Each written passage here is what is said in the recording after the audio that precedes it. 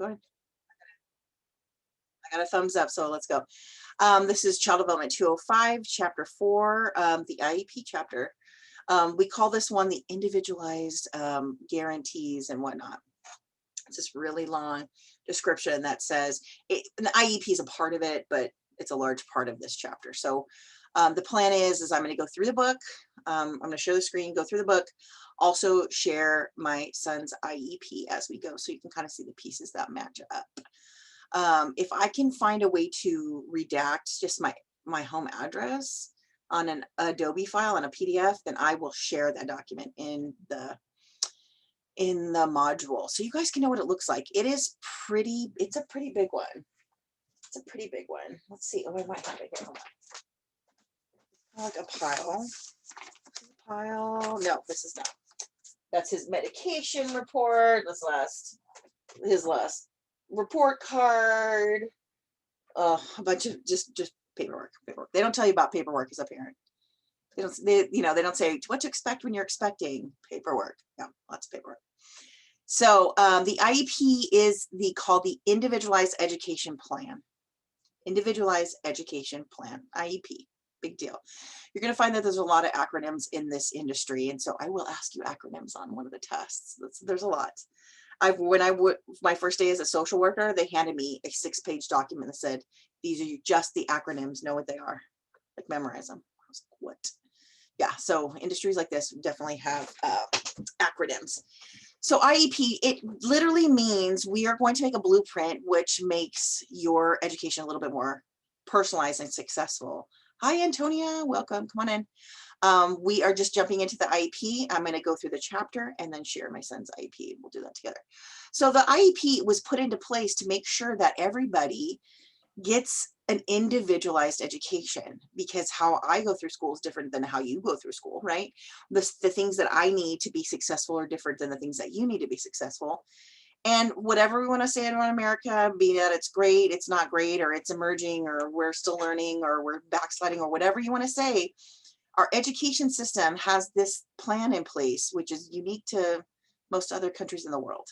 So the fact that we care is a big deal. It doesn't always come off.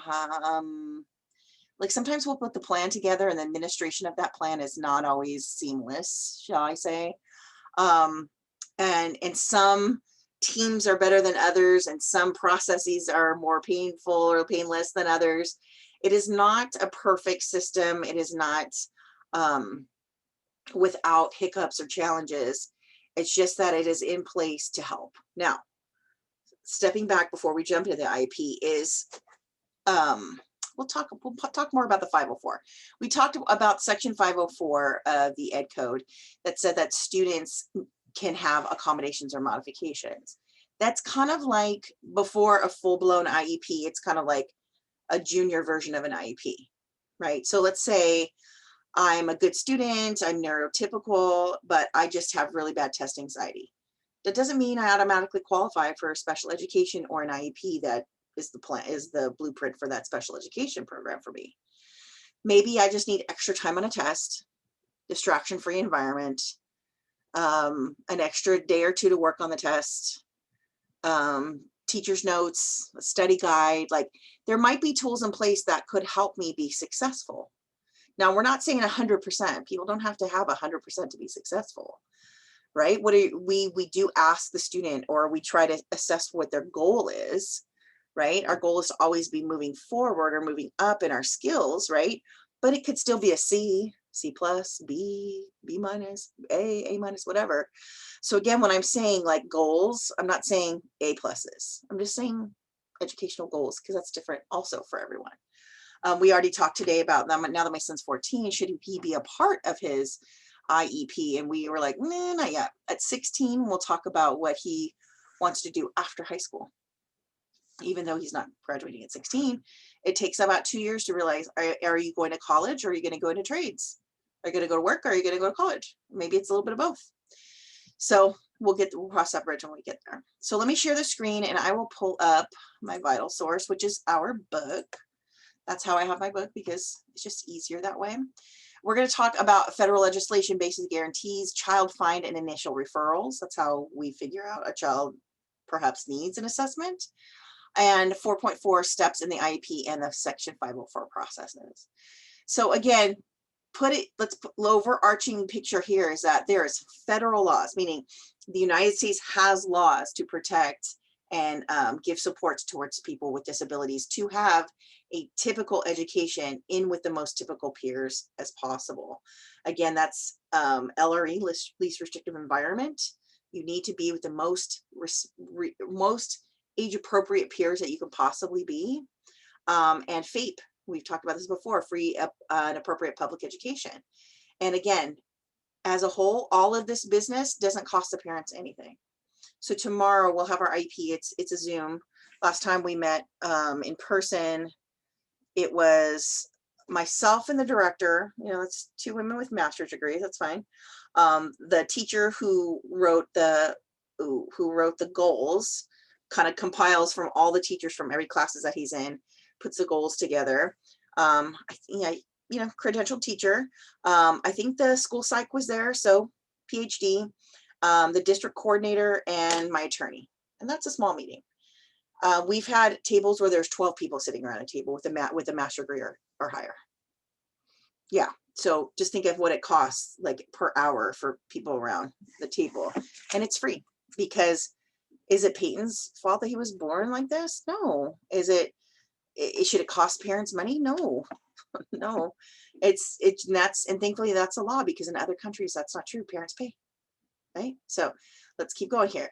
So yeah, there's little babies in there. So all these students have protections and guarantees that allow them to be in the classroom with their typical peers. Right? You guys can see the book, right? It's loading. I have to have my Diet Dr. Pepper too. I'm gonna make this a little bit bigger because I have old eyes. Let's see if I can do this. Yes.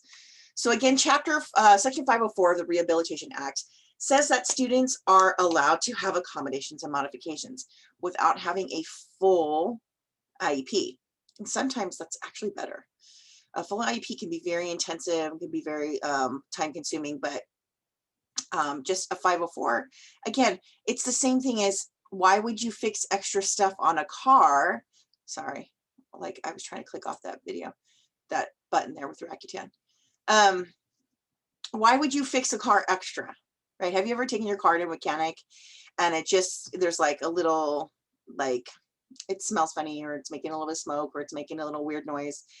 And then they tell you this, they look, well, this is how we fix that, but then you need this other thing fixed. And you're like, but do I really need that? I literally had it.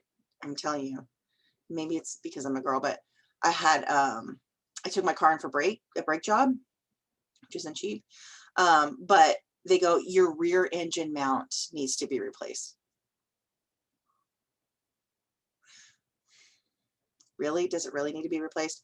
What I'm saying to you, the 504 is doing the job that just needs to be done for us to get back on track. We don't need to be doing extra jobs for fun, which I call shenanigans on that guy. Your rear engine mount, is it like a brain cloud? It's kind of a joke there, right? It's like, let's make stuff up, right? Just so we can keep paying the mechanic. Hold on. Is there a difference between accommodations on an IEP as opposed to 504? Great questions. An IEP is like extra. So if somebody just needs a little bit extra time on a test, or it's a difference between a 504 would be extra time or a modification on a worksheet. So for example, let's say you're in 10th grade geometry class, and it is like killing you. It's the worst. That was my worst class. And you have a worksheet with 50 problems on it. Now, you and I both know that, yes, 50 problems is practice. It helps you work on it, right? But if every problem has like 10 steps in it, that's really, really time consuming. And a typically developed student might have a hard time getting that done just because it's a lot of work.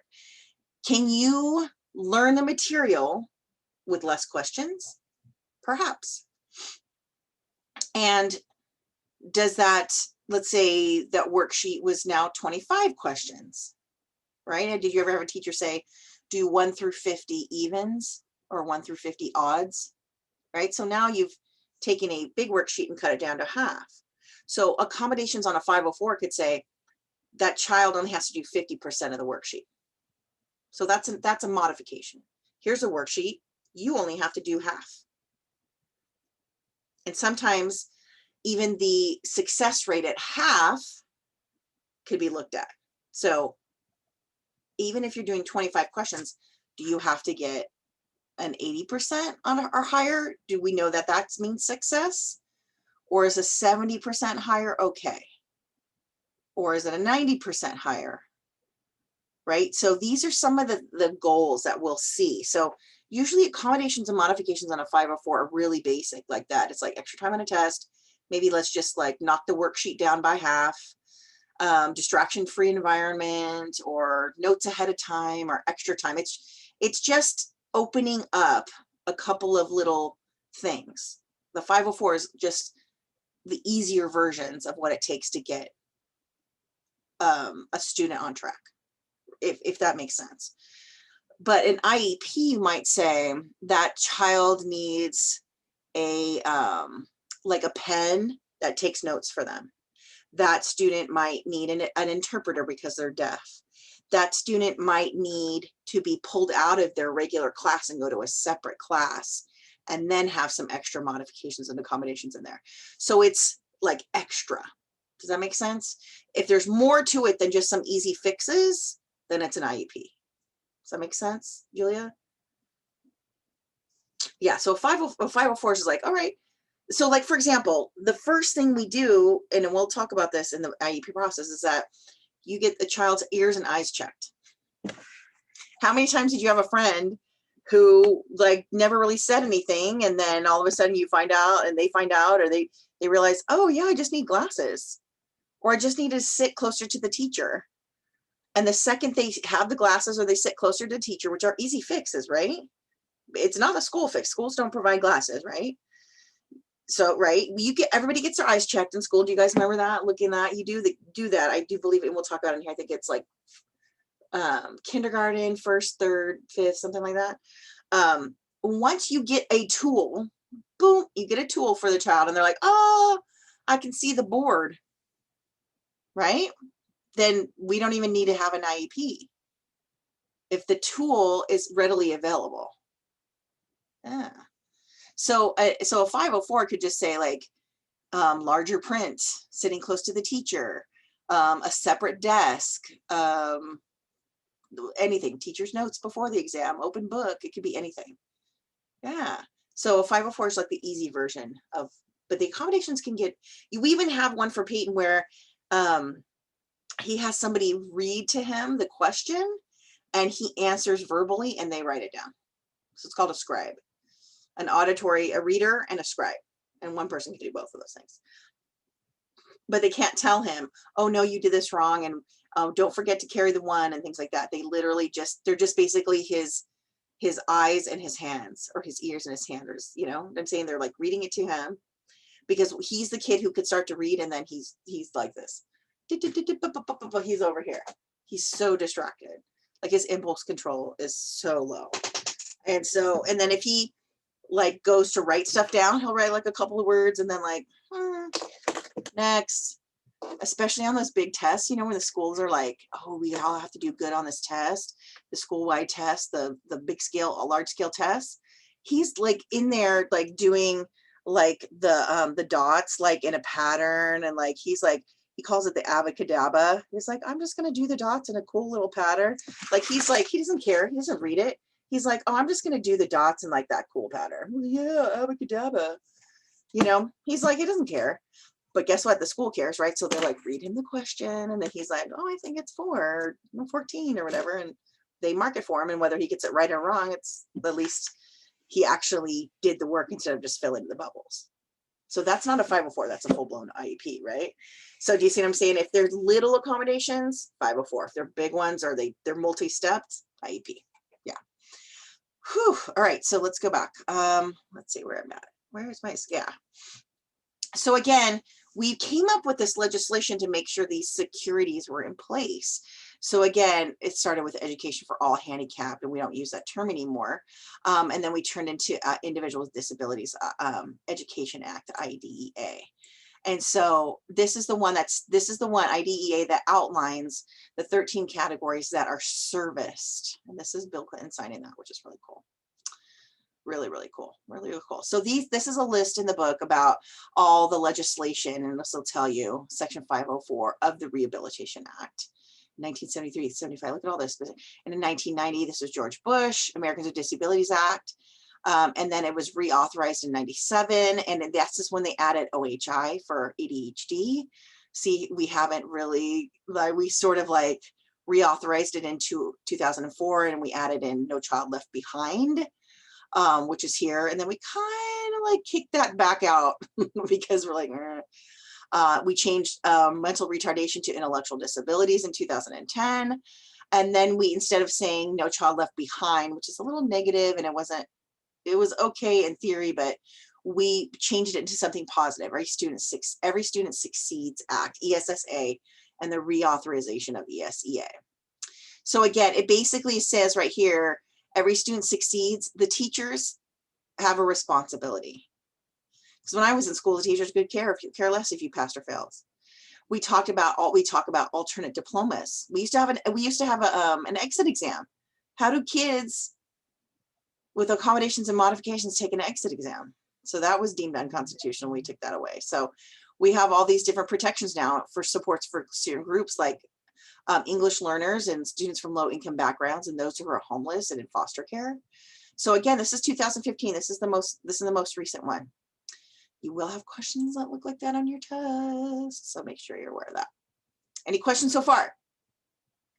So our basic guarantees here is that, again, the 504 is the basic minimum protection.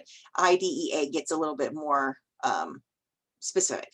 So again, in Section 504, that we talk about just any mental or physical condition that limits one or more major life activities. This one is an IDEA / IEP, means each of the 13 disability specific categories are covered to help specific disabilities. So it's like the starter definition and then the more specific definition. And this kind of tells you, yes, do I have an impairment that hinders part of my life? Yeah, it does. Do I need all this business? Maybe not. Conditions for eligibility. It can't be something. So like, for example, yeah, I wear glasses, big deal. Within arm's distance, everything is clear. I'm a person I'm nearsighted, so I just need glasses for far away. So I could walk around my whole life and saying, well, I can't see anything really far away. Or I could get tools that help me see things far away, right? So does it limit more than one life activity? Sure does. But is there a tool that fixes it? Sure is. 504. But if it's so severe, I've had students with the thickest glasses I've ever seen sitting this close in my class in the front row with a laptop. It's still like, so legally blind, right? So that's not just somebody who just wears glasses, right? That's legally blind. So that would be the difference between a 504 and IEP. Age range. Section 504 is actually for all people, all the individuals with disabilities, but IDEA is for children birth through 21. Because technically you're not in school then. However, Section 504 could have it includes employer accommodations. So we won't really talk about this in this class because this is about school. But yes. So is there an educational impact? Yes. If it doesn't really affect your schooling, but it could a little bit, then it's a 504. But if it's an adverse effect, it's an IEP, right? If it's a big deal, it's an IEP. Provision of services, meaning development and implementation of a 504 plan. That's what we do. We call it a 504 plan, and that's how we know you get that provision of that service. And then the IEP is the development and the implementation of the IFSP for little kids, individualized family service plan, because that includes social services and all medical services. It's kind of like the foundation to your house. And then we'll talk about that more. And then the IEP is for usually K or first through, actually, you're right. IFSP goes through kindergarten, and then the IEP starts in the first grade. Remember that kindergarten wasn't originally made to be academic. It's a little bit more academic right now, but the IEP starts in the first grade, that might change, but I'm not exactly sure. Make sure you know the key differences, and then here, the individual family service plan. I'm just going to click on the definition so you can see it. Up at the top. Document that details individualized services, resources, and goals for infants and toddlers with disabilities birth to age 3 and their families. So once a child turns 4 or moves into kindergarten, which is typically 5, then you'll go into an IEP. And again, all the people in the school district, they know this business. You can't have an IFSP and keep that going on accident. It's like it's basically, I'm on the wrong chapter. The IEP team or the IFSP team, they know that it has to be accurate or they are federally liable. Right? So let's see you have a student who's 3 years old. They will not be on an IEP.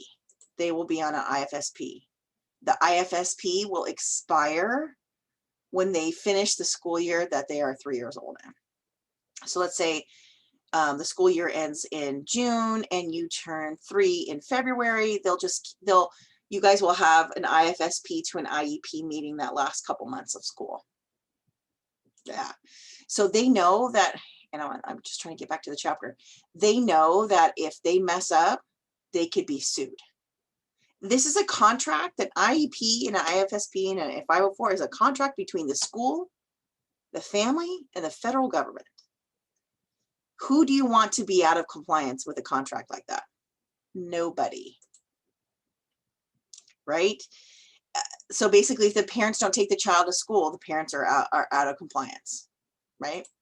If the federal government doesn't protect that child with even offering the IEP, the federal government's out of compliance. But the federal government always offers it. It's always on the table. If the school district doesn't do it in a timely manner, because they do expire, I'm trying to get down to our next page. There we go. Then the school district is out of compliance. Yeah, it's pretty wild. Let me keep going down here. Good. And so there's a lot of things to keep in mind. It's like I said, it's like leasing a car. Do you think that car company is just going to let you just go extra on that lease and just like stop paying? No. This is your child. This is a child. Yeah, absolutely. So the key differences is here is that, let's see. Participation in the IFSP development as a member of a multidisciplinary team. The IFSP and the IEP is multidisciplinary, meaning you're not just going to have one teacher making all the rules. It is administrators, school psychologists, nurses, parents, and information from the doctors as well. And so there's a lot of different things going on here. So we always make sure that the IEP is, again, free. It's offering FAPE. It's offer FAPE, and it's also an offer of LRE, which is this number 4 here, education and instruction in the least restrictive environment. We're looking for placement. We're looking for the right placement. As we go forward in our chapters, we're going to find out that placement's a little bit different based on disabilities. For example, a child who is deaf or hard of hearing or blind, even though you may want them to be with their typically developed peers, like 3rd graders with 3rd graders, right? Maybe a school for the blind is more appropriate. And so it's out of the general public in a specialized school, but the team and the family decide on that, and it is in the best interest of the child. So least restrictive environment may eventually mean a different school. So right now, my son's in a different school, but he's with his most typically developed peers, but it's not a general education classroom. It looks like a gen ed classroom. It sounds like a gen ed classroom, but there's a lot of extra supports there. And so I'll talk more about that, how he went from school to school to school to school, and he just couldn't make it even in the gen ed class, even in a special education class. And he basically maxed out all the services at that particular part. It's like Now that Disneyland's opening soon, I can maybe use this explanation. It's like if you were at Disneyland and you went on all the rides and they said you can only go on each ride one time. Once you got maxed out there, you would just go to the next, you would go across the way, you go to DCA and max all those rides there. It's kind of like that when you're in a gen ed class.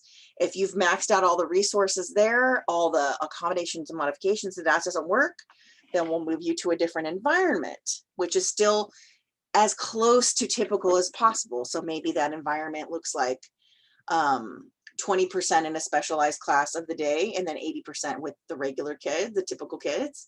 And then maybe that ratio changes to you do 3 or 4 classes with a protected group or a specialized class, and then you go to mainstream to like 1 or 2 extra classes.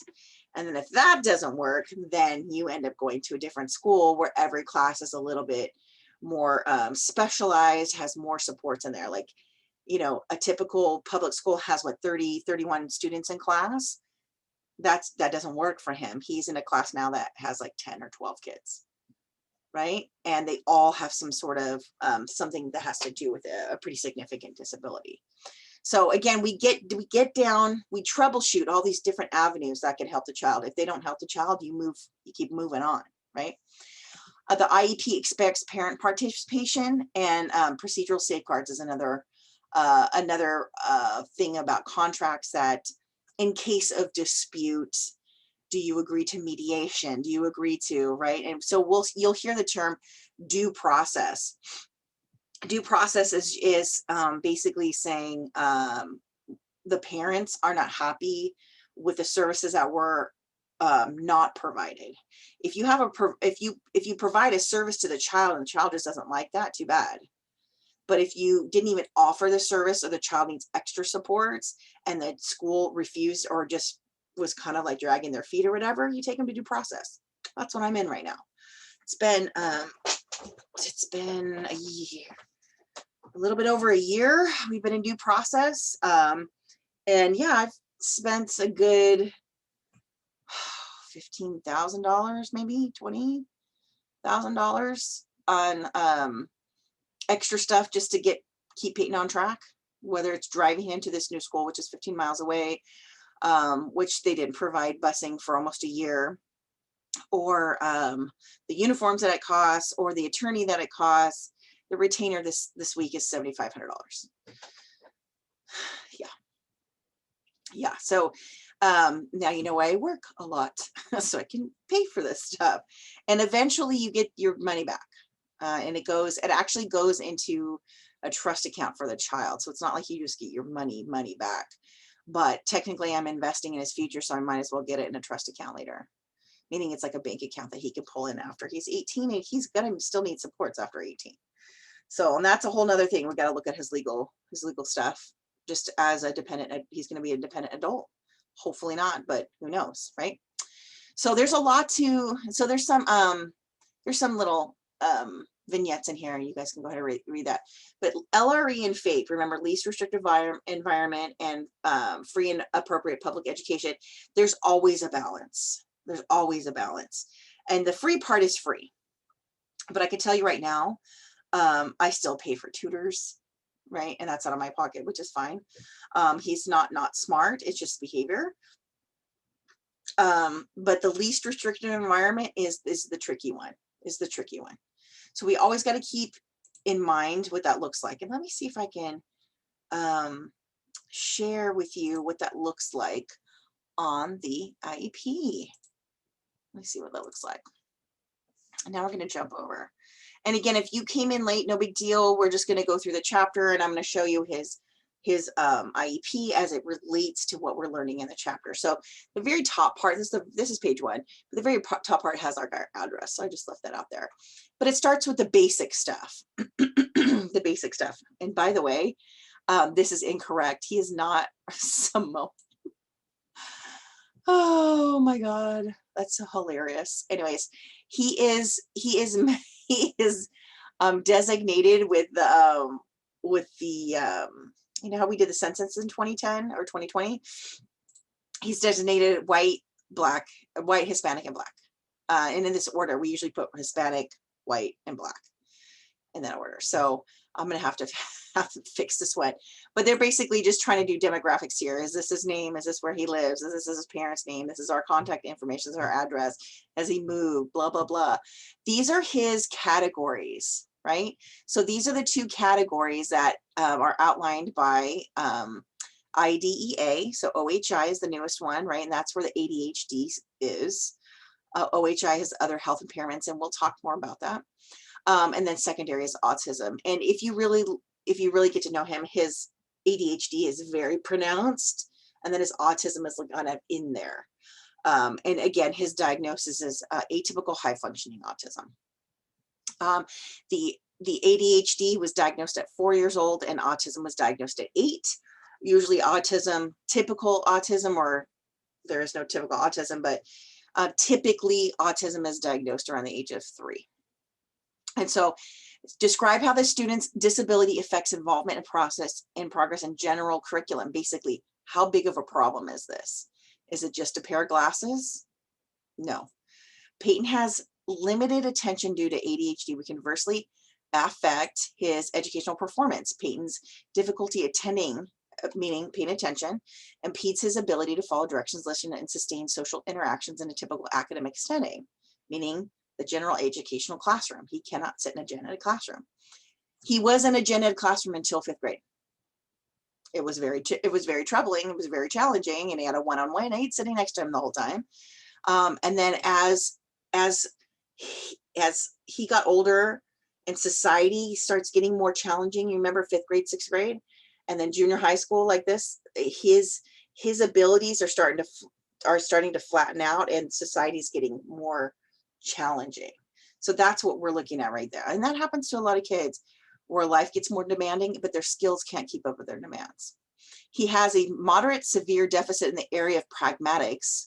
And we'll learn about this, because pragmatics is the unwritten rules of language.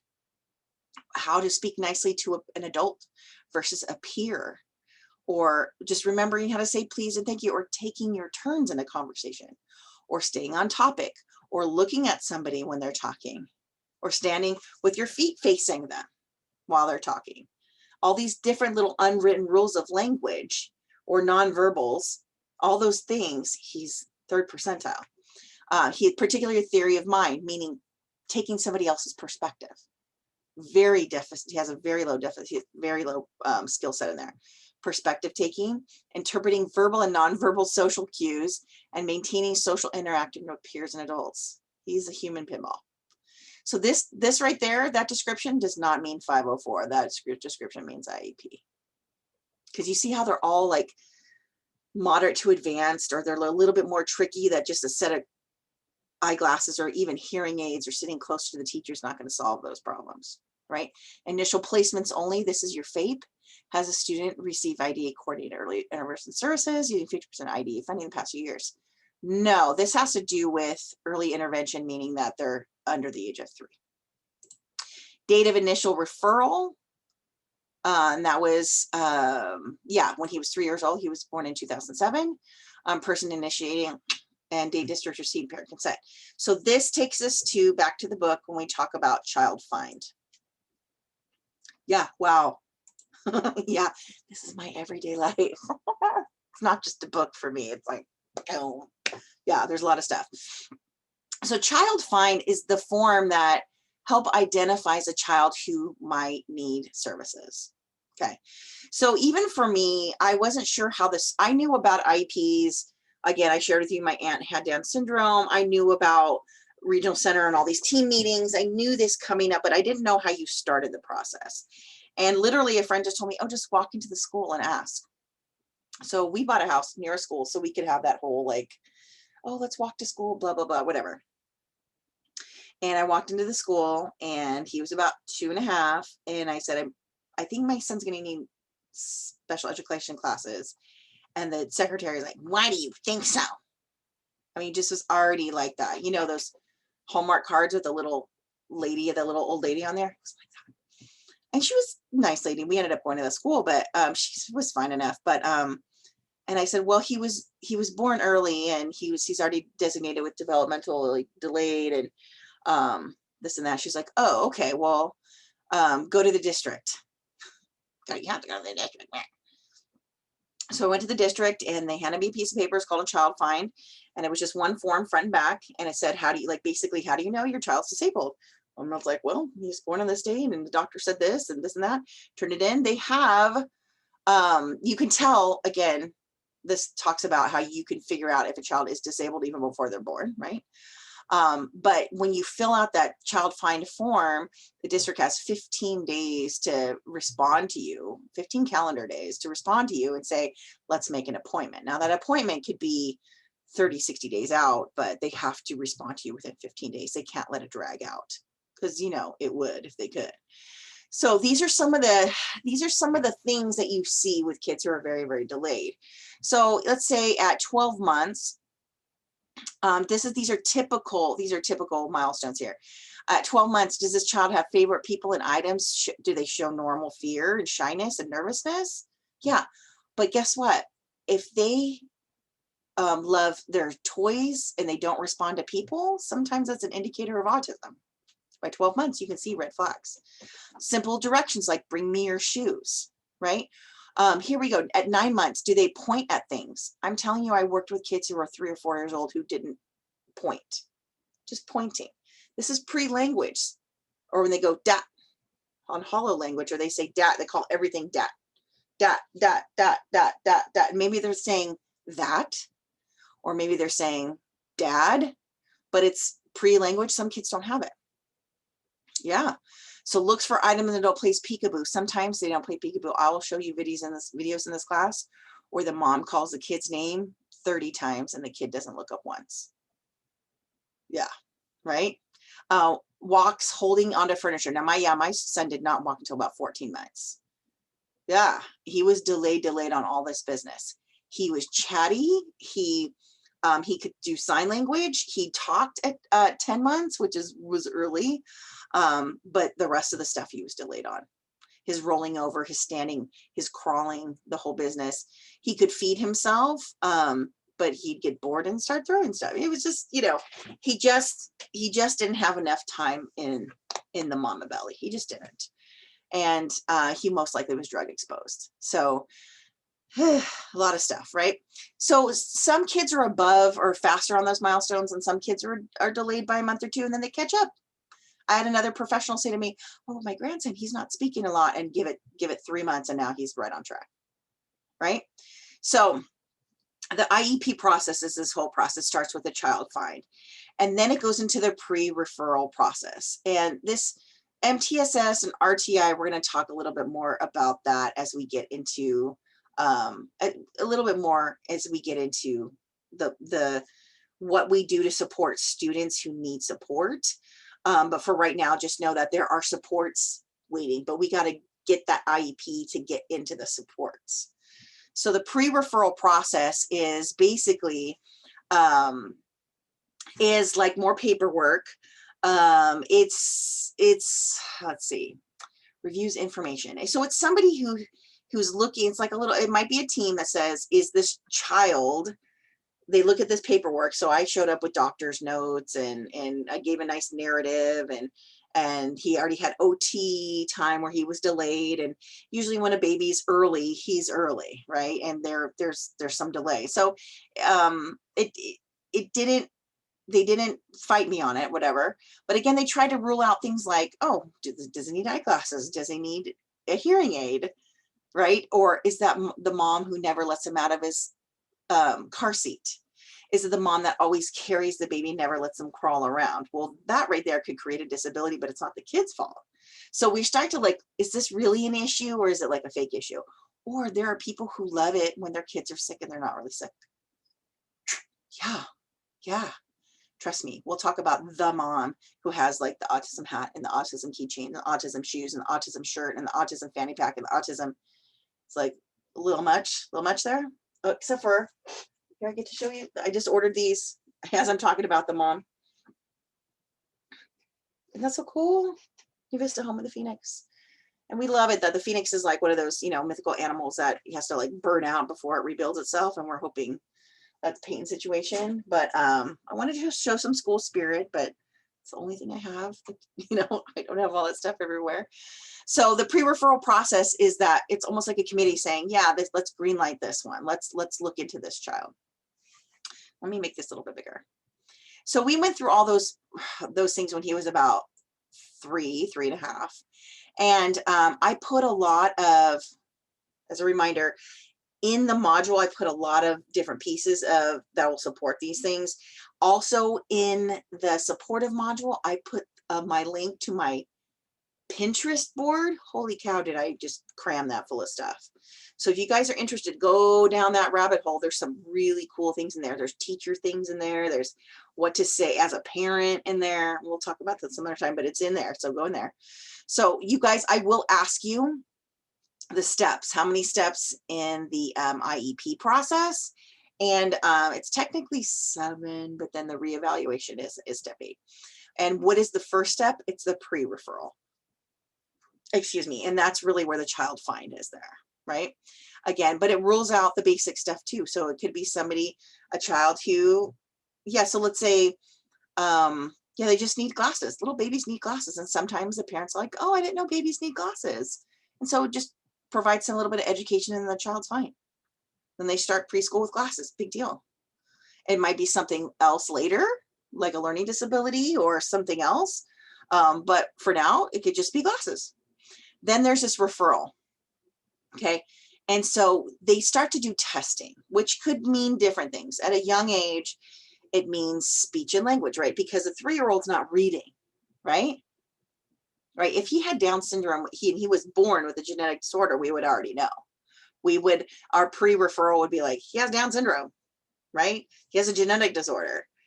And there's at least, the very least, even children who have Down syndrome, even if they're very mild and they're very high functioning, they still have sometimes speech issues, right? Or maybe they have auditory issues. And so sometimes you'll have an IEP for a speech and language pathologist, but they're in a typical classroom.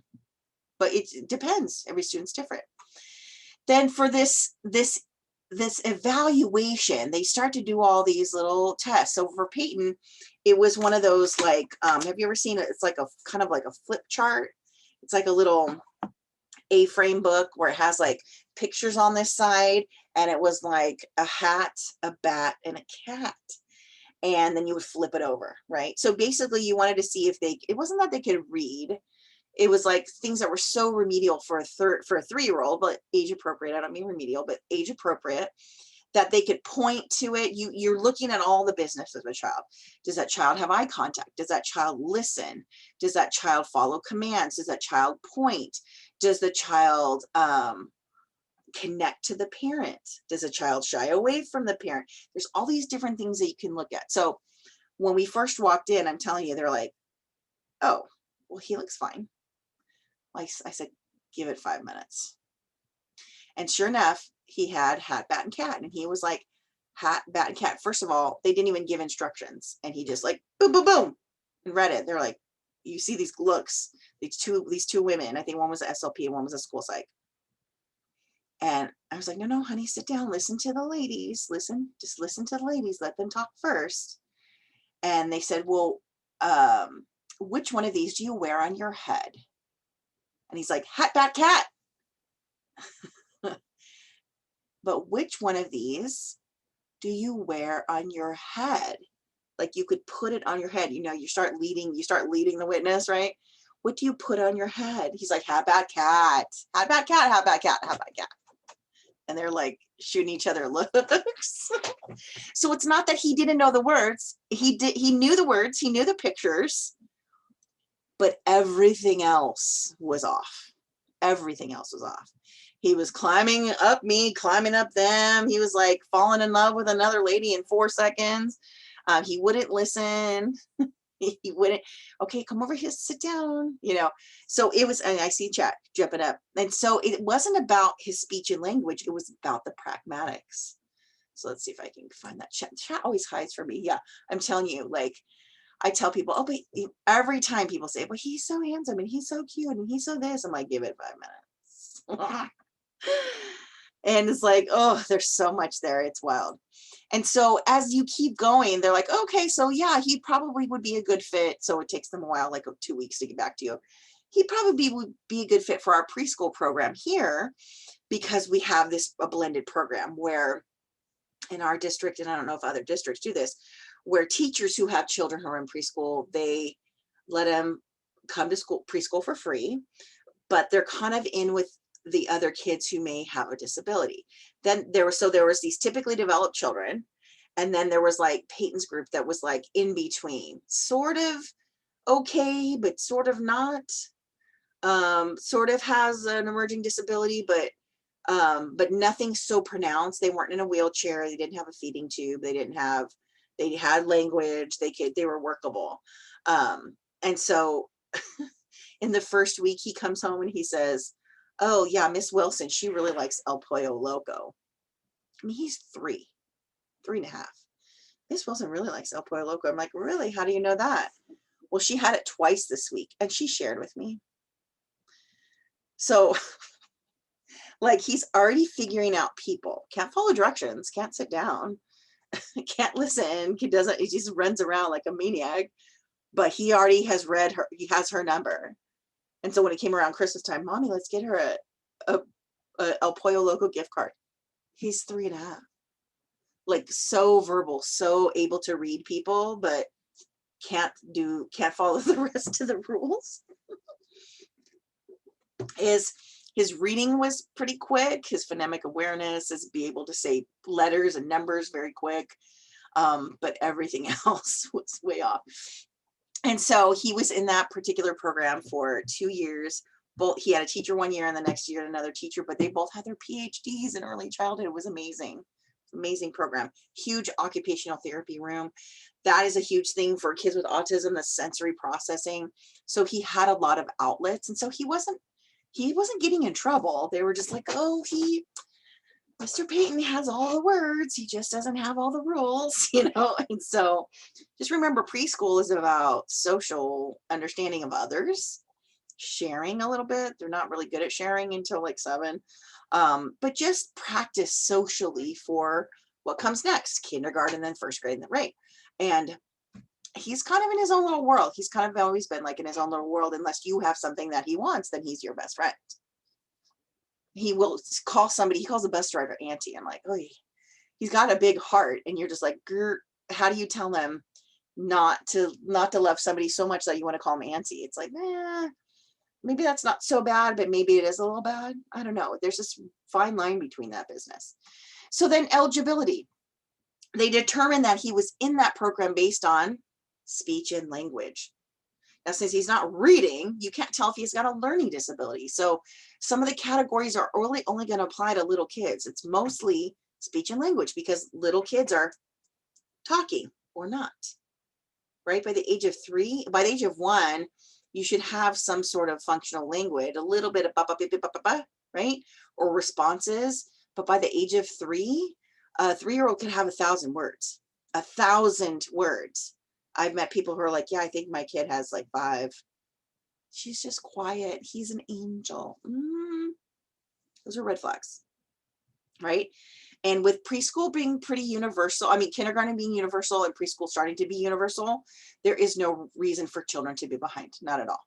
So the eligibility starts with 1. Usually speech and language is pretty obvious. Unless they have Down syndrome, then it's an intellectual disability, right? Unless they're in a wheelchair, then it's an orthopedic issue. Unless they're deaf or blind, then that's those categories, right? But if we're not sure, it's usually what we can see where there's a deficit. Again, it wasn't his talking, it was his pragmatics, which is all the unwritten rules. Then you develop the IEP, right? He's eligible. You saw on his paperwork that said OHI and autism. Those are his eligibility categories. And then the IEP development is like, what does this child need to succeed? Well, in preschool, it's not a whole lot. But right now, it's a one-on-one aid, and it's intensive this, and it's homework this, and social skills classes. It's just, there's a lot of stuff. Then implementation, they will literally give you a date of implementation. We're going to start this IEP on this date. It's usually when they start the program, or when they're renewing contracts, like ours is on a 2nd-year renewal because IEPs go for 3 years and then they have a triennial and they renew. It's like re-upping your Starbucks card, right? And so when they say implementation, sometimes the goals were written, new goals were written, and then we implement. That's the new IEP. Boom, that's we implement those goals. So again, Peyton has some body autonomy issues. His boundaries are very fluid. He has put his hands on his aid recently. He likes to talk about his private parts in open public. So that's going to be a goal, obviously. And after we talk about this IEP, then we're going to implement the new goals starting, let's say, April 1st, something like that. Annually, we do review those things to see how he's progressing on those goals. If the goals are off, they're like he's exceeded the goals, then we move on to new goals. If he still needs to work on the goals, so like last year, one of his goals is like speaking out, and we'll see the goals on there. Talking out of turn or raising his hand. He learned how early to raise his hand, but he still blurts out. So you're like, oh, you learned to raise your hand. That's awesome. And so now it's like, does he call out as much? Is he disruptive in class? Is it things like that? So we'll get into that. And then the reevaluation is like the triennial. And so there's a lot of different pieces of the puzzle, but just know that it doesn't start over completely. When we get to the triennial, it goes back into the evaluation eligibility. It goes all the way back to like step 3. Right? Because we've already done the pre-referral and referral. The evaluation is, does he need an additional category? He has previously had emotional and behavioral disturbance as a 3rd category, and it'll probably go back on this time. So it was on there and it came off because they said he doesn't really have an emotional situation. It's just this autism out of control. I was like, sure. But it's going to come back on, I bet you, because his behavior is very emotionally based. And yes, he's a pubescent teenager. So, wow. Okay. So this is like the overview, the biggest part. I want to give you guys opportunity to ask questions. Let's go back to the IEP and see what goes back here. All right. So here we go. Here's that initial referral when I went in, right? And this is how we did it, right? Oh, what I forgot to tell you is at the beginning of every single meeting, they hand you procedural safeguards, a packet of, these are your rights and responsibilities. I have a copy of them. I will give you guys a copy. It's a little booklet that's like boring legalese, right? So they always want to start off with strengths and preferences, right? This is part of the assessment, right? Very outgoing and social student since starting in New Vista last December. He's doing a great job transitioning and has already begun to make friends. He did, and then we had COVID. He likes joking around with peers during unstructured time and being silly for his friends and teachers, anybody who could give him attention. He's interested and often wants to talk about cars, coffee, binary computer language, and dogs. He enjoys social skills and science classes. Yeah, those are his good points. So we already do this like piece of what are your strengths? The Oreo, the strengths, the challenges, and the more strengths, right? The parents is concerned that Payne is not passing his classes. He was failing all of his classes before he came to this school, failing all of them, even though he was in a special education program with a one-on-one aid, failing, like F's and everything. She's also concerned with the transportation being set up. Yeah, that was me, because they promised to do it and it took 1.5 years to do it. And all this business right here, Smarter Balanced Assessment Consortium, has to do with English language learners, right? And so we try to look, his reading is below standard at the time. Yeah, he was coming out of a special education program, and he went in there 1.5 years ahead, and 1.5 years later, he came out 1.5 years behind. Yeah, that was at the general school, the one closest to our house, like the junior high school close to our house.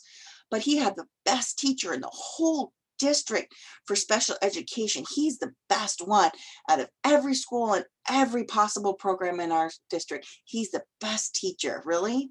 Why was our son doing better, and then when he got here, he's doing worse? Right?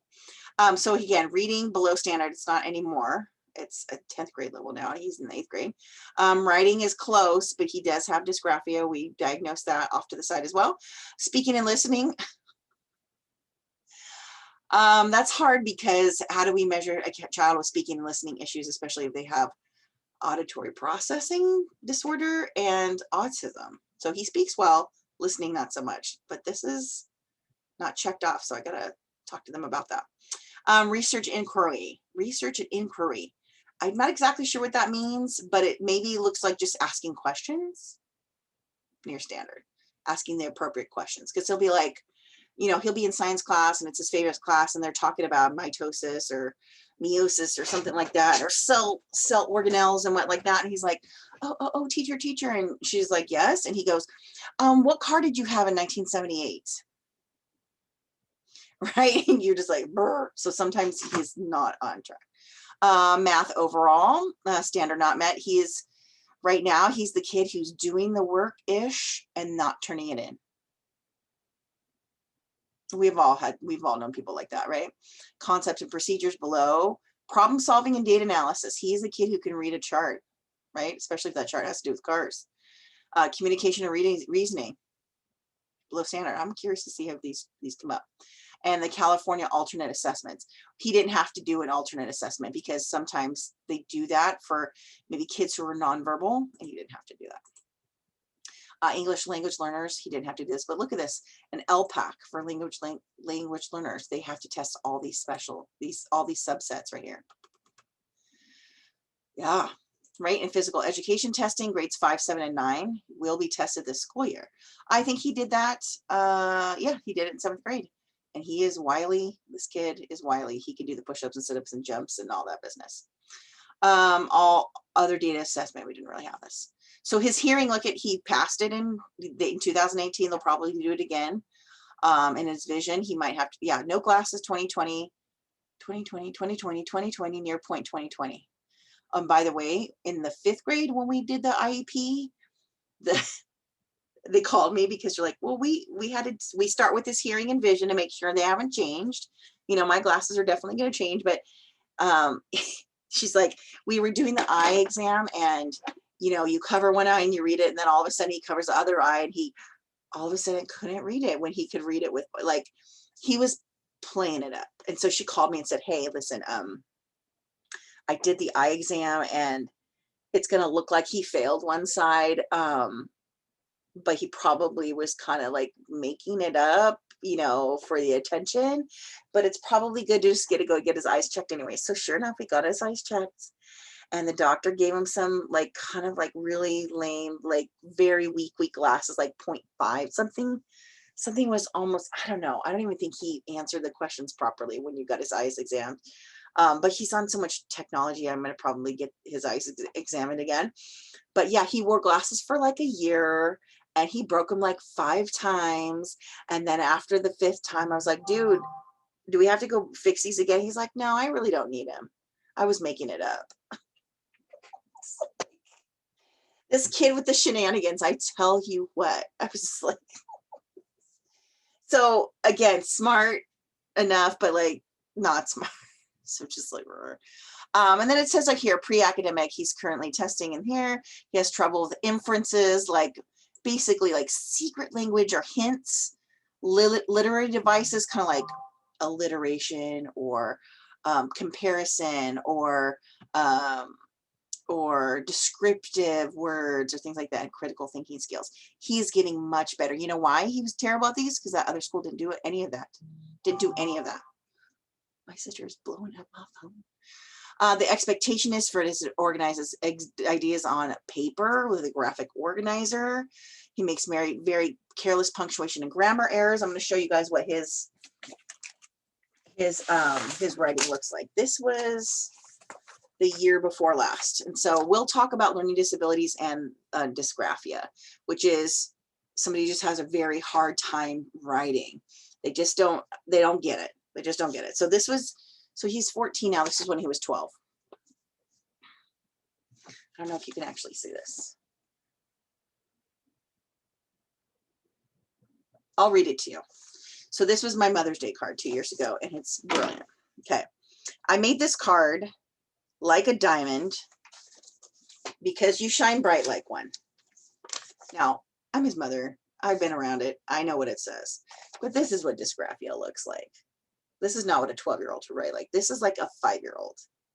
It's not a judgment. This is truly a deficit, right? This is a disability. Wait for it. Happy Mother's Day, Mom. What would I BEE without you? Answer. Hashtag. I would have the virus and live on the streets. And he's not talking coronavirus. He was just talking about a virus. I would have the virus and live on the streets. I'm telling you, I'm not kidding you. And then one of them had like a dollar with it. He's like, here's $1. This is another one I got. I think this is what I got Mother's Day a couple years back. I think this was 2012. I think I'm gonna put the date on there. Right? I actually have a shirt with love on it, and I like to wear like fatigues. And yeah, this is like what my 12-year-old drew me. And I love it to bits. But he has a great tripod. He knows how to write. He really loves cursive. He's not great at it, but right. So we have a lot of expectations on this child, but he is unable to do a lot of things. So now we got to talk about accommodations and modifications. So even right here, we're saying like he makes careless punctuation, grammar errors, and run-on sentences, argue frequently, blah, blah, blah, blah, blah. He's able to write with more detail for preferred topics. Doesn't mean his handwriting is good. When you find professionals work frustrated at the same thing over and over again, those are the clues that it's probably an undiagnosed disability. And so the accommodation and modification for him is for typing, right? He's 14. He's going to be doing this the rest of his life, or like this the rest of his life. How much of this is he going to do for the rest of his life? And you know what? My writing's terrible too. So there's this thing where it's like, we got to support. And then there's a point where you have to move the supports into something more functional. And we'll talk more about that too, as we keep going. And then it talks about his math progress. So this is kind of like a little summary here. Communication development. Yeah, gross and fine motor development, not an area of concern, except for his sensory integration is way off. Social emotional behavior is way off. Yeah, here, let's look at this one. He has difficulty with self-regulation and understanding expected behavior in a variety of situations. So let's say he like stomped on my toe, even on accident. What would be the expected response from somebody that you stepped on their toe? And he's like, I don't know. He also has like a face blindness situation. We'll be watching a movie and he's like, is that Jim Carrey? Is that Jim Carrey? Is that Jim Carrey? Is that Jim Carrey? Like he really thinks that anybody with like brown hair and brown eyes is like Jim Carrey. And that's a part of autism too. They don't have they see things visually, but they don't see things people. They see things more than people. Yeah, he was out of class a lot of times because he couldn't really sit still. He couldn't participate, and now he's in class a lot more, which is good. He still yells, whines, elopes, and hides. He needs time to de-escalate before walking into the office or back to the classroom. Adaptive, like can he dress himself? Not a problem. His health is all these business, like he has ADHD, developmental delay, autism, no allergies, his medication right here. Yeah, so this tells you like his medical. This is his medical report. Pretty straightforward. For students to receive educational benefit, goals will be written to address the following areas of need. So you'll see academic goals, communication goals, behavior goals, and counseling goals. It's a lot. So academics, pass your damn classes, stay in class. Yeah, it's so crazy. I'm telling you, as a mom and a clinician, it's wild to see all these different pieces in here. So look right here. Does the student require assistive technology and services and or devices? Meaning, does the child need like an iPad to communicate? Nope. Does he need glasses? Nope. Does he need hearing aids? Nope. Right here. Are they visually impaired or hearing impaired? Nope. Is the student an English language learner? See, these are all basics right here. Are they English language learner? Nope. And right then if they were, then you would say, are we doing structural English immersion? Are we doing alternative language program? Right? Does the student's behavior impede the learning of self or others? Yes. calling out in class, arguing with the teacher staff, talking over teacher and peers. He's still tantruming, that's not really a verb, 1 to 2 times per day, but the time has decreased from 30 minutes to an hour down to 5 to 10 minutes. Yeah, he does have like, and stomps and the whole business. And it's like, it's frustrating as a parent, but as a clinician, you're just like, why is he doing that? And we'll talk more about that, the functions of behaviors. His tanners are whining, eloping, hiding. Eloping means leaving. If yes, is there positive behavior, PBIS, positive behavior intervention strategies and supports? Yes, the behavior goal is part of his IEP. And then a BIP is like a separate little contract, behavior intervention plan. Sometimes that BIP includes, do I give permission as a parent to do a crisis intervention hold, a nonviolent hold? If they're going to hurt somebody or someone else, can we put hands on them? I have not signed that quite yet, but I might about to, now that he's putting his hands on other people. Like, you need to understand that that's not okay. If you don't like somebody's hands on you and they're doing it in a professional manner and you're doing it in an angry manner, you need to understand. So I might be doing that. So then here's more testing. Again, this also helps identify designated supports. Mean he's going to take the CAASPP. This is that large scale test. With designated supports, that is when he has somebody reading to him or maybe answering it for him. Separate setting. When he's nice, special lighting. Sometimes the lighting's a little bit less. It's like a blue light that's more soothing. They do it at his best time of day, which is not right in the morning. It's like right after lunch. Adaptive furniture, sometimes it looks like a regular chair, but it's a rocker or a bouncing chair, because being distracted helps. And then he's in math, like same thing. Like, how do we test the math? How do we test the English? How do we test like alternate assessment from the IEP is, again, for a lot of times the people who have, let's say somebody was born without a hand and they don't write, but they can type. Sometimes if you can't answer the test, you have another way of answering the test. So again, they're going to say this one, physical fitness test, he doesn't need accommodations, other statewide assessments. So this is all just kind of like, this is why this document's like 12 pages. Again, English learners, English language learners have these, do they need supports, accommodations, things like that. So standards-based tests in Spanish, sometimes we offer it in Spanish. Just because you don't speak English doesn't mean you don't know the information. So again, that's not him, but that is an item there. So we'll get to goals in a sec. Let's go back to the book and make sure that we're on track here. Okay, so it's about 8:23. You guys are welcome to stay or leave, but about 8:30 is when I would cut it off. But I'm going to keep going just because we got a lot to do, and I want to make sure that everybody has the information. And again, it basically says a 504 plan. It gives us an example here. Consider this case of a student who uses a wheelchair and attends school in a 2-story building that does not have an elevator. A simple accommodation would be to ensure that all of her classes were located on the first floor. That might be easy to do. She might require school nursing as a related service because she has a catheter, which is a tube to urinate. And if you picked up on the fact that the lack of elevators makes the school building inaccessible, a consideration under ADA, yes, right? Another student with ADHD is easily distracted and disorganized. This 504 plan includes 2 accommodations. First, breaks longer assignments into sections, which he finds easier to complete. The second accommodation requires him to use an assignment notebook, like some sort of graphic organizer. So the flow chart can help you figure out if it's a 504 or an IEP. Every once in a while, some parents might, I really want an IEP, and they're not satisfied unless they get one. And then there's other parents who are like, I don't want an IEP, but might settle for a 504. So sometimes it has its benefits either way. There's more here. So again, be sure to go to check out those links and all the other resources I have in the modules. Good. So again, the IFSPs and the IEPs, we're going to talk a little bit more about these pieces. And we've talked a lot about the accommodation and modifications. But again, it really depends on what the student needs. In fact, let me put my glasses back on because these have blue light filters. Let's see. What tools are used? Okay, let's keep doing this one. Again, we mostly want a child to be within their setting that's typical peers. In the state of California, we cannot lock a child in a classroom, right? And a natural environment could be a classroom, a natural environment could be a playground.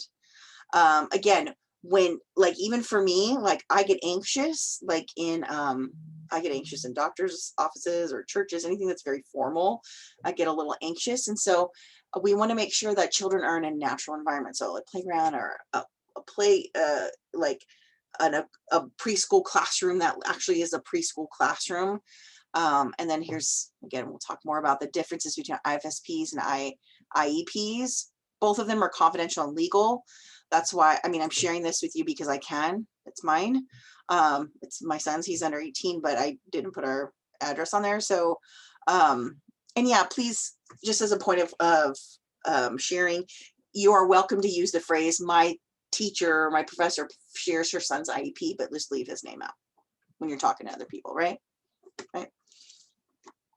Cool. Okay. So again, we already saw this, current functioning levels. What are we looking for? We'll look in here for the start date and the service coordinator in the review. We don't do a biennial review. Every 6 months, they might say, oh, he met a goal or we changed a goal, but we don't meet formally. Another piece that they don't tell you in here is that parents, after we have our IEP tomorrow, the very next day, if I think, you know what, I didn't like what they said, or I didn't like what they offered, and I didn't like the goals that they wrote, I can call another IEP. I can call an IEP every day of the school year. It's 180 school days. I can call 180 IEPs if I want. I do not want to do that, but parents have a lot of power. That's why I want to show you the procedural safeguards as well. Let's see, individual transition plans. That's for kids who are older and they might they might go to college or they might go to work. It might include job coaching, it might include job placement, but it kind of depends. Really kind of cares. Again, the transition, it really doesn't apply to our program so much as, I know this is an intro class for early childhood. Technically, our program covers 0 to 8, and so I don't really talk a lot about transition plans. Let's make sure we're going through here. And again, students who have disabilities can still pass high school. If not, we do get something equivalent. And then again, depending on that student's wants, desires, or needs, they might be able to go to college or go to work. Okay, accommodations and modifications. This is a nice way of looking at it. Accommodations, to accommodate a child or a student who needs help, there's different categories. There's a presentation, settings, responses, or scheduling and timing. How you present the information, how you print or show the information can be an accommodation right there. So, like, let's say, have you ever taken a class where there's no PowerPoints and the teacher's just talking at you and there's nothing to look at and you're just like, oh my God, right? Sometimes you need something to look at.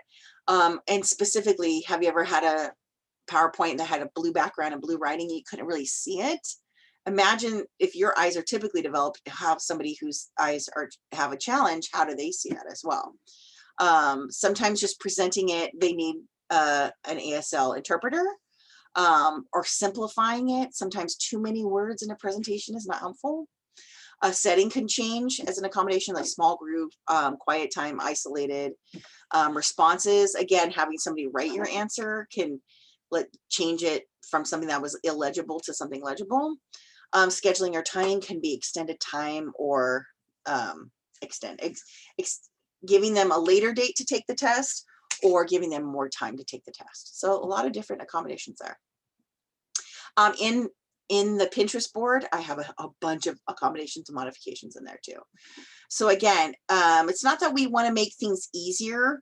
We want to make them equitably challenging, but at the same time, we have to be sensitive and equitable, right? So again, now we're looking at what the student needs. Now let's see who helps put it together. So we'll talk about the personnel here. So let's see here. Individualized services. Typically, early intervention is the thing that happens before the age of 3. If you have a speech delay or maybe autism or sensory issues or something, anything, even like asthma, you want to get in there and fix it as fast as possible, because if you can have a lifetime of this thing, do you want a lifetime of it as at a moderate or severe level, or do you want it a lifetime of it at a mild level? Early intervention, the earlier you get in and help support a challenge, no matter what kind of issue it is, health, behavioral, sensory, anything, excuse me, the quicker you get in there, it will shorten the duration and lessen the intensity of that across a lifetime, right? So think of it this way. When do you teach a child manners to say please and thank you? Do you teach them at 3 or 13?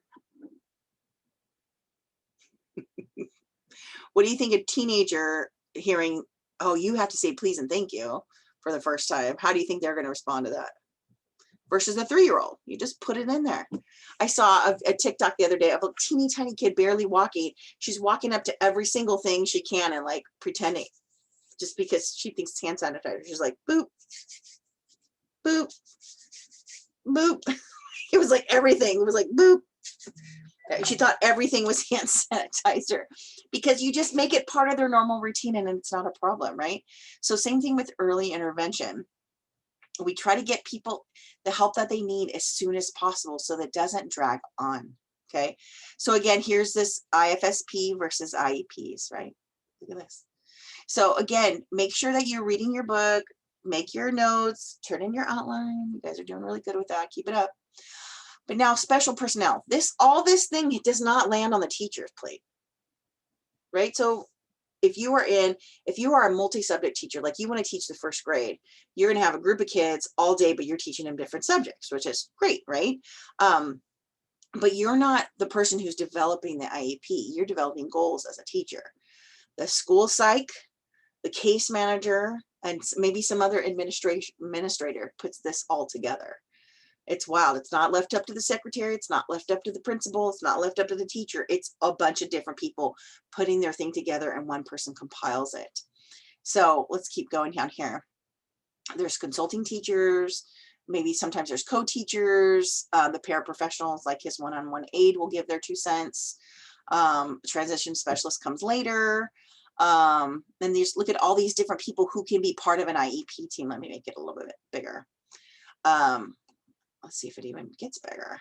Hold on. It doesn't really get bigger when I make it bigger. The school psych or psychological services, speech language pathologist, the OT, the social worker, perhaps, school health services like a nurse, a counselor, maybe there's a PE teacher, and there's adaptive PE teachers, which is great because it's like, hey, let's play basketball, but you're in a wheelchair, so let's play basketball, but let's maybe make the baskets lower. We're still playing basketball, right? Physical therapist, educational interpreter, like a deaf interpreter, an orientation and mobility trainer. We'll talk about that later when somebody's using a cane or a walker. Audiology services, that could be somebody who has, we got to make sure that the hearing aid is working and actually working in the environment. And then assistive technology could be an iPad. So there could be one student who uses these are people sitting around the table at the IEP. Yeah. So there's a lot of different things that can happen. Right now we have the school psych, we have a speech pathologist, we don't have an OT. So we're at these two. We're requesting a social worker. There is a nurse. We have the psych does the counseling, but we're requesting a counselor. He doesn't have adaptive PE, but I'm probably going to sign him up for OT on the side, and therapy. He does have a therapist on the side. He doesn't need an interpreter. He doesn't need physical therapy. He doesn't need orientation mobility. He doesn't need audiology, but assistive technology, everybody there kind of helps. So that's we have a kind of person who does help out with that. So those are just the related service providers for him. We call those related service providers. Let me make it a little bit smaller. Related service provider means the extra people that are not teachers that help this student get going. Yeah, cool. How are we doing? Are you guys hanging in? Keep going.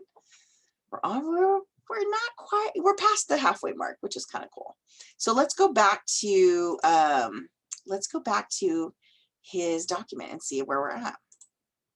All right, so look at this, pragmatics. Pragmatics is the unwritten rules of language, and this is given by the SLP, the speech language pathologist.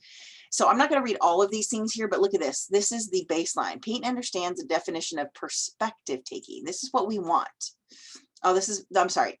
This is what he has, the skills that he has. Peyton understands the definition of perspective taking. However, when given a real life situation, he demonstrates difficulty identifying how his actions impact others. His current baseline is 40% accuracy.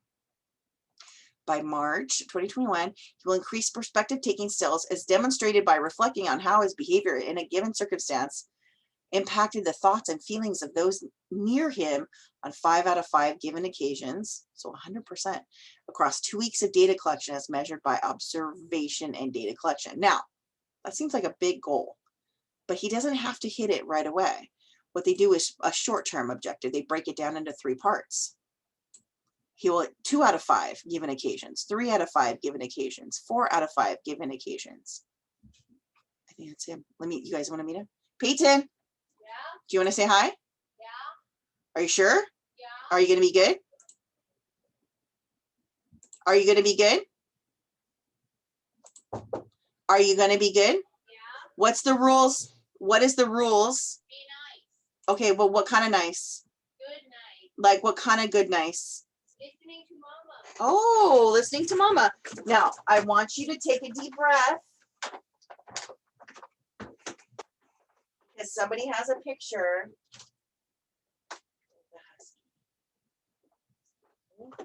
Do not sit in my chair. They've already met her. Husky picture. Hi, Jesus.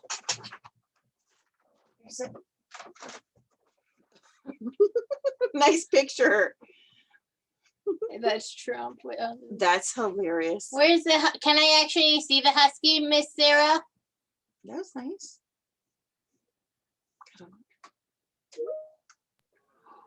Yes, give me just one moment, okay? Let me go ahead and grab her. No worries, no worries. And Julia's here and Kelly's here. They might have puppies. Kelly, do you guys have a puppy? China. I do. Can I see it? Yeah, let me go get her. This is Shiloh. Her nickname is Shiloh. No.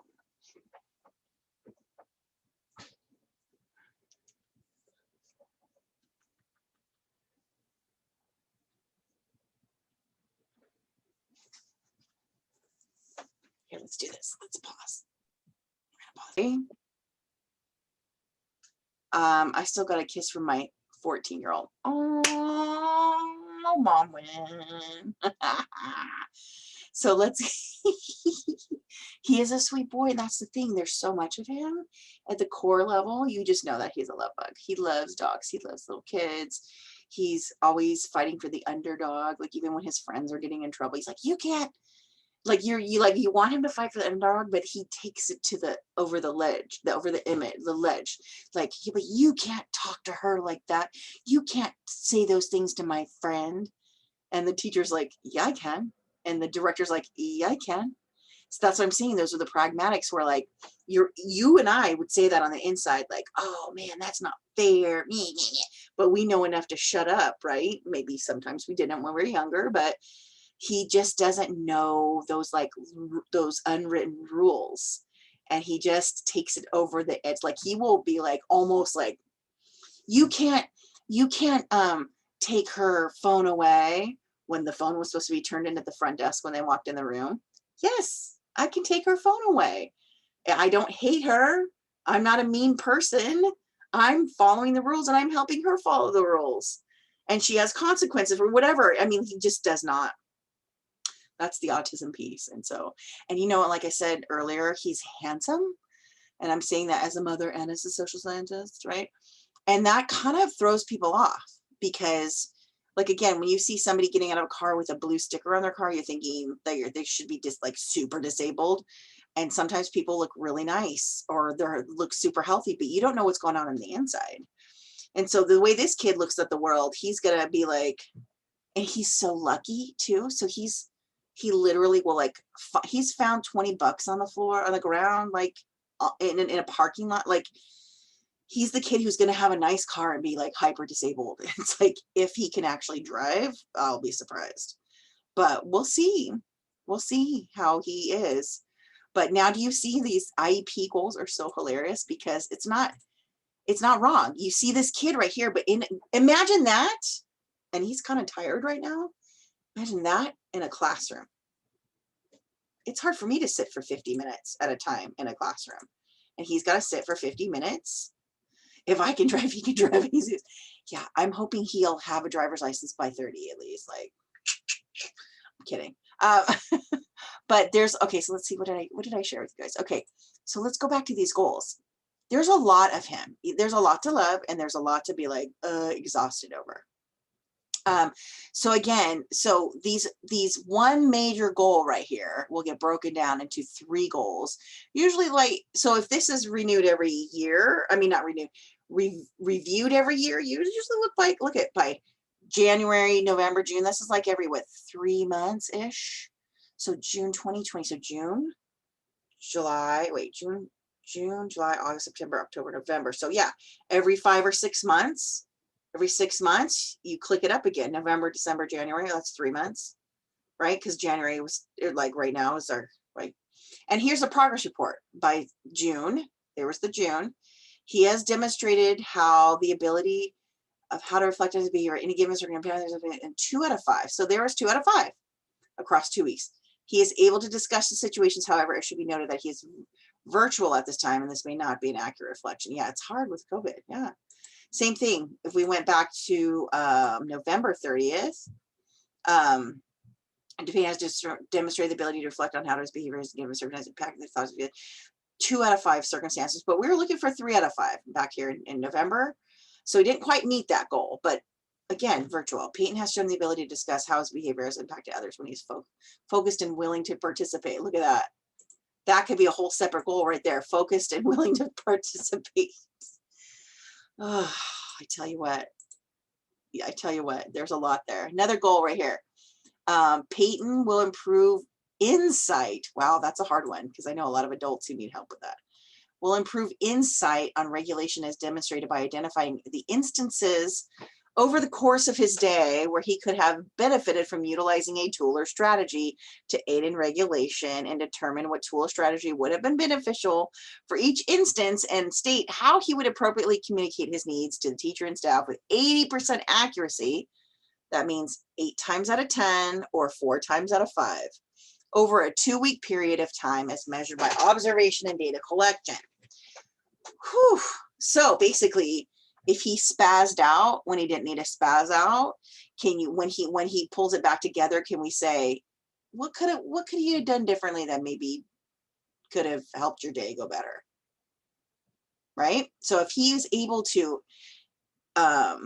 identify 5 things in that day or 5 things in that week that he could have done better, a 4 out of 5 that he said, you know what, yeah, I probably should have just asked to take a break, or done some deep breathing, or just gone to the bathroom, or used kind words, or whatever skill that we have been pumping this kid with for 10 years.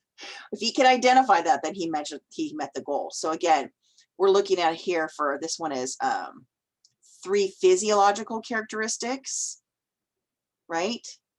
Like I need to have anything. Am I having stomach pain, or do I need a calm body, or is my mind racing, right? I'm going to talk to him about the blue, green, and yellow, right? And this is all sensory stuff right here. Good. Yeah, this person responsible is the SLP. She's talking about his regulation right here. And then listen. Then she wants him again 60% over that time, and 60% accuracy and 70% accuracy. It's so weird. It's like troubleshooting a huge machine that just has legs, right? The goal has not been targeted because they're virtual. They were virtual in June, and then they went back. And now he can identify 3 physiological with 40% accuracy. So he's getting there.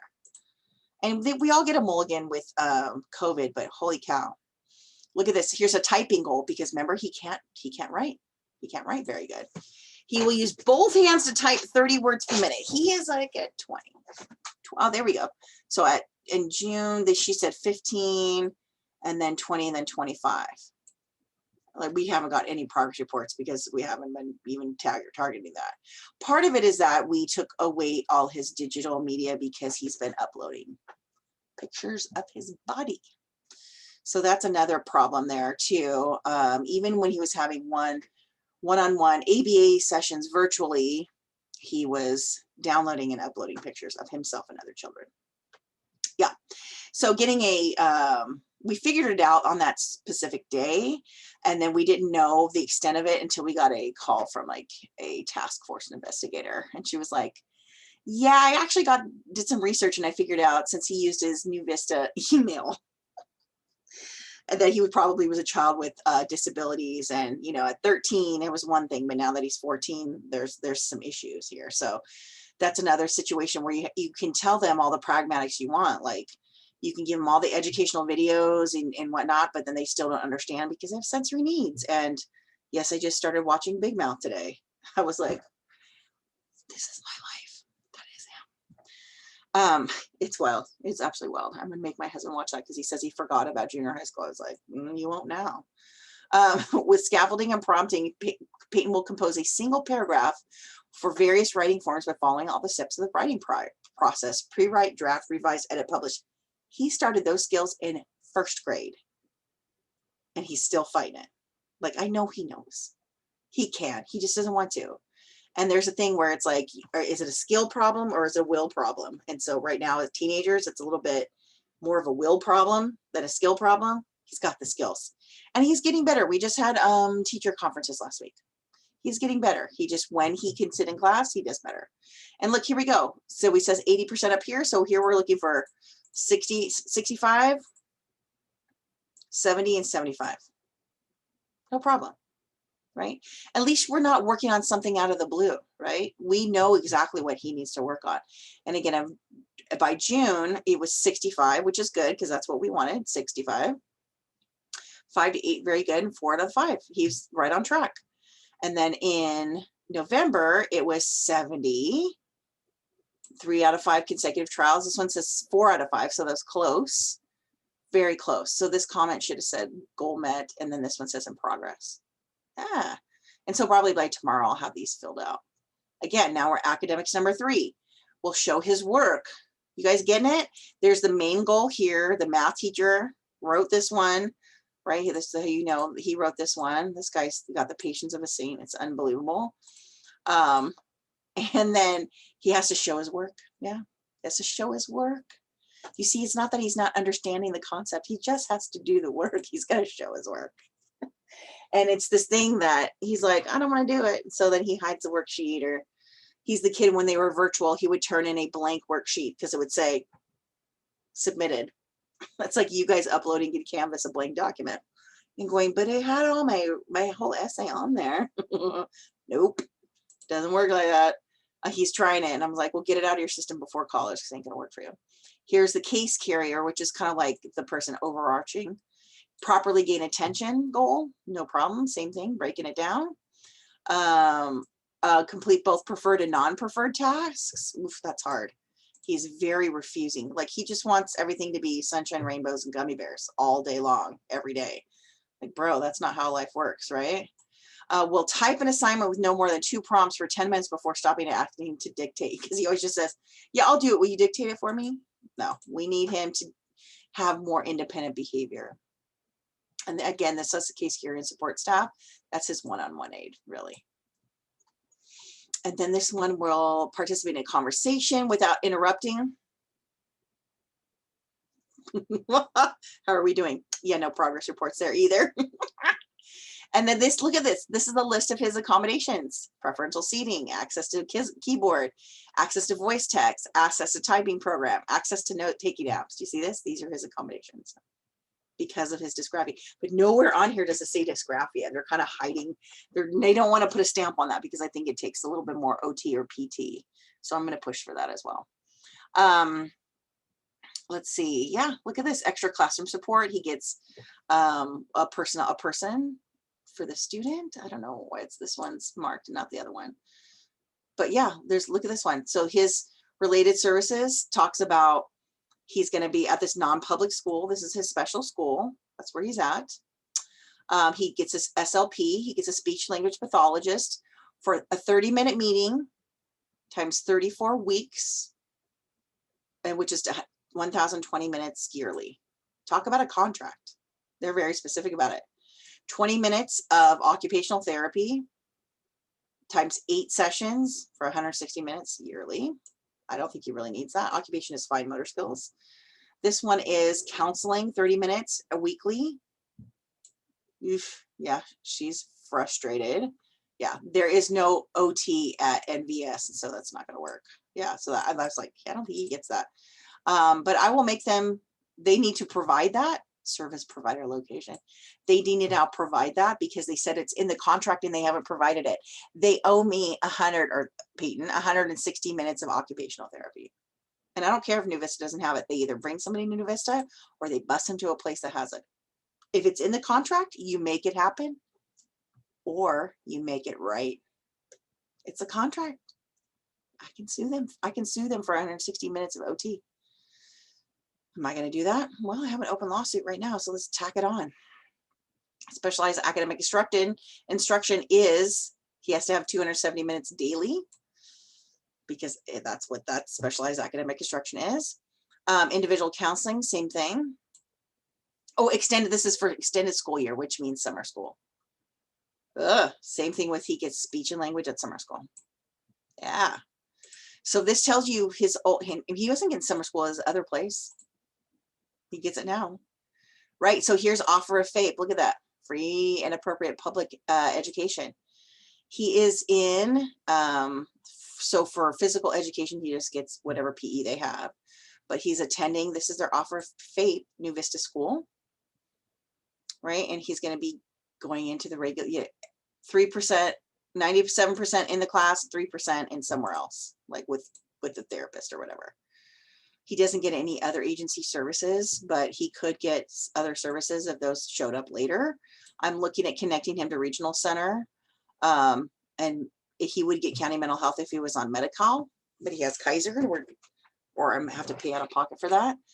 Parents are informed of progress every semester, and we don't really do transition yet. But again, look at, these are all the people that were on his last team. What did I tell you about? Those are all the people around the table last time. Yeah, isn't that wild? We excuse a general education teacher because he's not in general education classes anymore, but we usually do that as a comparison. What's general ed, and are they close to meeting those standards for general ed versus special education? Basically, is the content the same between a gen ed class? Let's say they're learning about science. Is the content the same with modifications and it becomes special education? That's the goal, right? It's the same content, but we just accommodate or modify it to where it's the same but different. Yeah. And then again, here's all these other people, blah blah blah. These are services work prevent. It's like these are the notes. No, these are all the notes. Boom, boom, boom, boom, boom, boom. The meetings are about 2 hours a piece. And then we sign off. Yeah, and I write there, I don't even right there, if they say we want to kick him out of this school and put him in a different school, I would say like, or like, this is where parents, like under the initial, if they say we think your child needs special education services, the parents can check this box and say I decline. You could have gone through this entire huge process, written all these goals, done all these businesses, and then the parents say no thanks. It happens. It happens, right? Or they say like, no, we went through all this stuff and your child doesn't need special education.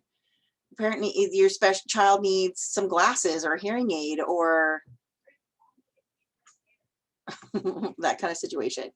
Or at the end of a triennial, at the end of 3 years, they could say, you know what, he's great. He doesn't need special ed anymore. Yeah, I have a friend whose kid was in a remedial class forever and ever and ever, held back in the first grade. And then now that he's in at junior high school, he went to a gen ed class and he just leaves the classroom to go to math and come back. That's it. And now that he's in high school, same thing. He's just in a remedial math class. Big deal. Right. And so, yes, we have all these people. I could have had an additional participant here. I could have had a clergy member. I could have had like a spiritual leader. I could have had like my local curandera, it doesn't matter, like whoever I want, right? Again, we have to have the procedural safeguards, which is like your rights, and I'll show you that one. It's pretty gross. Did I get a copy before I left? Yes. You don't ever leave. I don't sign it in person. That's my 2 cents. And then, yeah, did we get a copy of the assessment report? Because if we are requesting outside assessment people. And so I want to see what their reports came up with.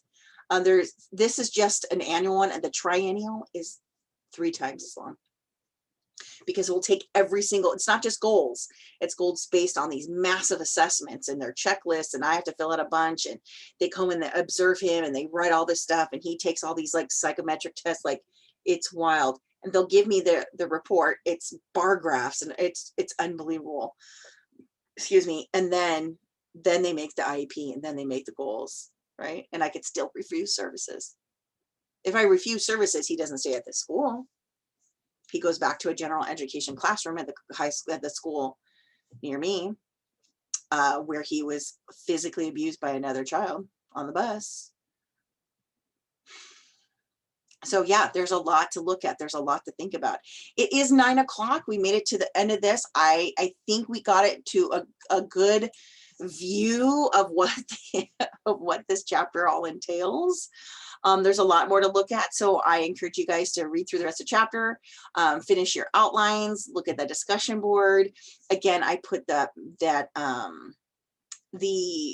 video in from his first attorney, Kim Smith, a big fan. She's super awesome.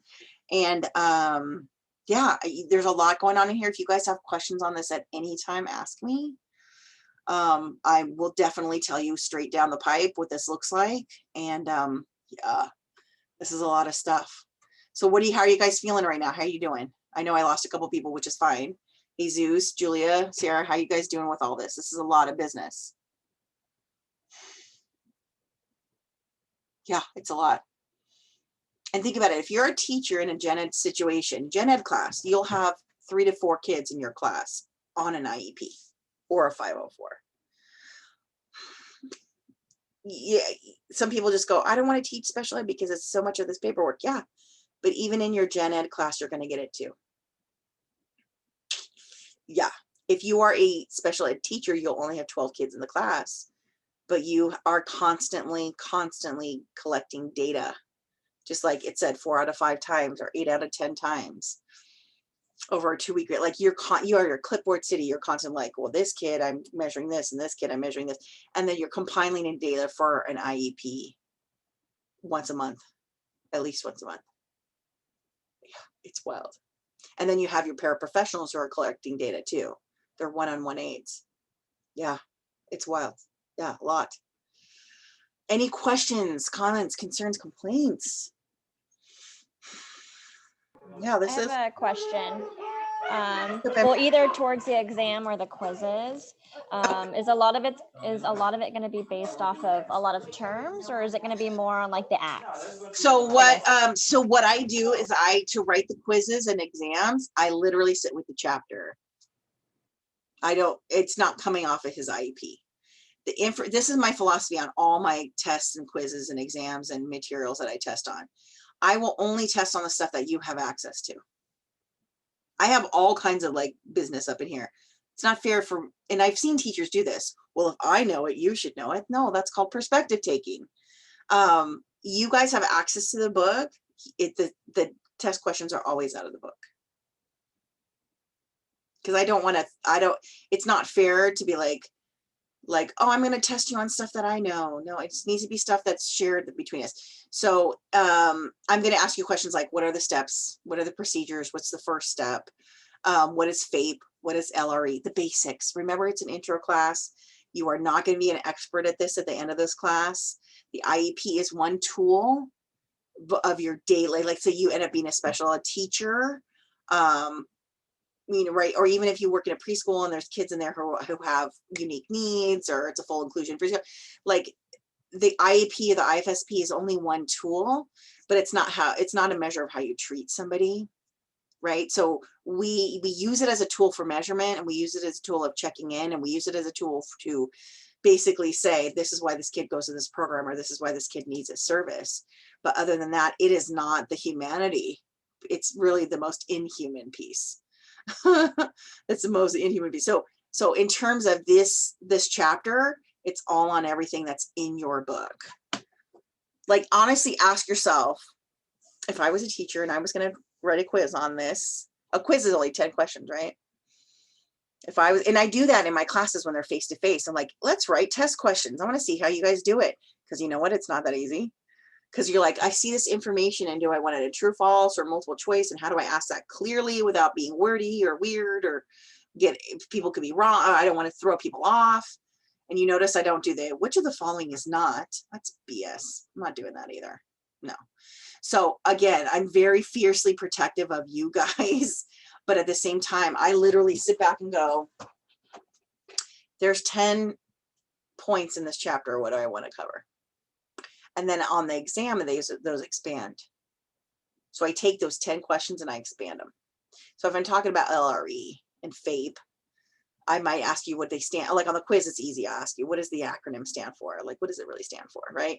But on the exam, I'll say, well, we were looking to place Jennifer in this class because of X, Y, and Z. Are we talking about FAPE or LRE? Which are we looking? What are we looking for? What concept are we talking about here? And so you pick. Or which legislation protects the person in this situation, right? So it's the stuff that's in the book. And that's why I do open book too, and give you guys 2 chances. Absolutely. Yeah.